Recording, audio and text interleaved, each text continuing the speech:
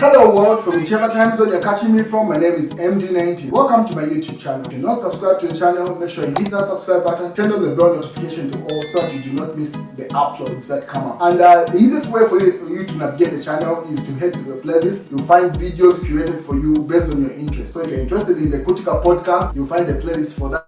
For news and trends, there's a playlist for that. Exclusive with MD90, a bunch of playlists that are created based on your interest. So the easiest way to navigate the channel is head straight to the playlist and you'll find what you're here for. Consider becoming a member of the channel. Right next to the subscribe button is a join button. You click on the join button so that you can become a member of the channel. You support the team on the production and a number of things that we're doing here, and we appreciate that. Well, the conversation with regard to the Patriotic Front still persists. So, according to the Daily Nation, resolved Patriotic Front cases, CJ challenged.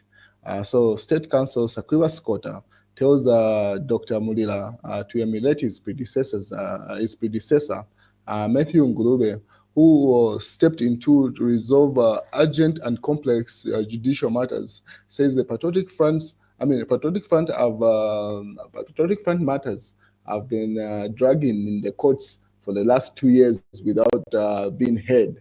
So it seems like the conversation with regard to the court cases involving the Patriotic Front, that is Mao Sampa, Edgar Chagwa and Chalinga's versions of the Patriotic Front, have not been making any progress. So I urges to say, step in and have those issues resolved, because the elections are literally around the corner for the 2026 general elections.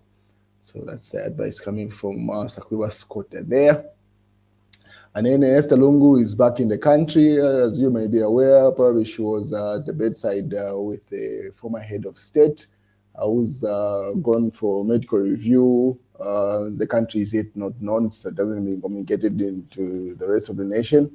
But there's been speculation to say he's been in South Africa. So probably that's where she was returning from. So the Patriotic Front showed the images to say a number of Patriotic Front supporters and former ministers went to receive her. And then they are not allowed to wait for her in the VIP section. Say earlier today, they were told to leave the airport VIP and could be in the same airport with visiting France minister. The former First Lady returned back in the country in order to appear in the Magistrate's Court today, 26th February 2025 in Lusaka. So it seems like her return is simply to attend to the court cases that she has, and one of them is in the Magistrate Court. So she'll be there in a couple of hours, and that's why she's back in the country. So there you can see Professor Ruon Kandruo receiving her, and then amongst there you can see, is it Godfrida Smiley in the background there, smiling with a policeman there at the VIP section where they are receiving the former First Lady. And some members of the parliament also embracing her as she returned in the country. She gets ready to appear before court in a couple of hours. But the news that has hit the wave is this one, where Mwanawasa and Magande were offered 25 million US dollars to remove windfall tax. They refused. So this is the news that has just hit the wave to say, you can see how 7 people are very patriotic to the nation, where the former head of state, the late now Mwanawasa, and finance minister at the time, Magande, were offered 25 million US dollars for them to remove windfall tax, and to which they refused. So George Mutonga, this is a UPND supporter based in the US, he says there are deals in the background. So if you remember, it should have been like 3 days ago or less, where there was a conversation with regard to the tax on the emeralds, to say tax was removed. Government argues to say that tax was just less than a year, and it was just removed because local miners had appealed to government to say to make them selling on the international market and competitive. So, and then obviously the opposition say they've just removed tax, that argument. So that's where this argument, this news is coming from. So they say Rupia Banda refused, and so to try and removed it. Former deputy minister. So there was a huge offer of 25 million US dollars by a mining giant to President Levi Patrick Mwanawasa and his finance minister Ngando Magande to remove the tax on mining. And this is the former deputy minister of finance at the time disclosed. Jonas Shakafusa has also served as a member of parliament and made a disclosure when he commented on the removal of the windfall tax. So that's the revelation coming from Shakafuswa, who says the former head of state was actually offered money and they decided to forgo it for the interest of the nation. And obviously, he plays it out how that situation had gone. And then thanks to Jack Mwimbu, let GBM go and seek medical attention. Even Wakambwele went to South Africa and came back. We should be humane. So that's according to Chifetayadi, appealing for GBM to be given grant to go and get his medical attention wherever he intends to do, in as much as he's incarcerated. He's able to pay his own bill to do that. They can issue state security for him as he does that.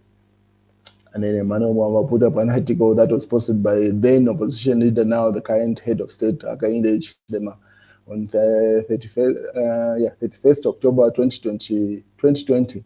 What will happen over the next 5 years in Zambia will be the greatest economic turnaround in Africa's history. Time for change in the build-up.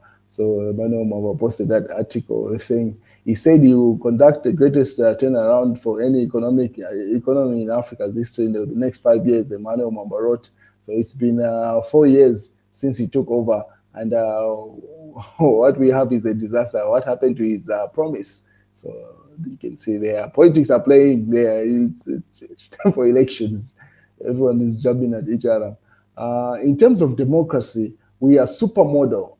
We are a supermodel. Even America can learn something from us in Zambia. So he says, according to how we are conducting democracy in Zambia, we are pretty much on a pedestal that can be emulated globally. That's according to government chief spokesperson Cornelia Smoto there. President Hakainde Hichilema, another article has been put up. This should have been on Twitter, which was posted on 10th August 2021. The internet has given people a platform to speak up, communicate, and be informed. It has enhanced the power of the people. Dictators do not like that. That is why they will take that power away from you.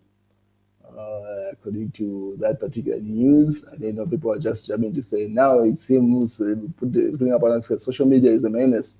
It will be addressed in a stronger way. Hakainde Hichilema there. So they say it doesn't mean Causeway. Obviously, they are saying the same platform that are inclined to the government, where they allowed to push propaganda and not being arrested by what is admins of other platforms for the opposition are being arrested. Pretty much politics there at play. Fred Membe weighs in also. He says, Hakainde Hichilema are very selfish. He wants to stop others while sparring Causeway, Watchdog, and they say, so those are some of the platforms that have said Zambia Watchdog and Causeway, which are alleged to be run from State House, according to that particular article and speculation in the media to say why are they attending to other pages and not looking at Causeway and Watchdog, who push the exact narrative, but just in favor with the government. We are not to blame. Magistrate refuses to accept UPND as messed up.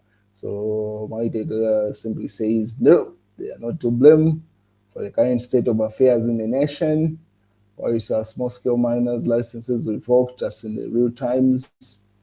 Zambia, Egypt agreed to advanced development as in the Daily Mail. And then government turns to Dangote for cheaper fuel despite hiring new suppliers. So that's in the news diggers. And that's the news, ladies and gentlemen. Have a good day.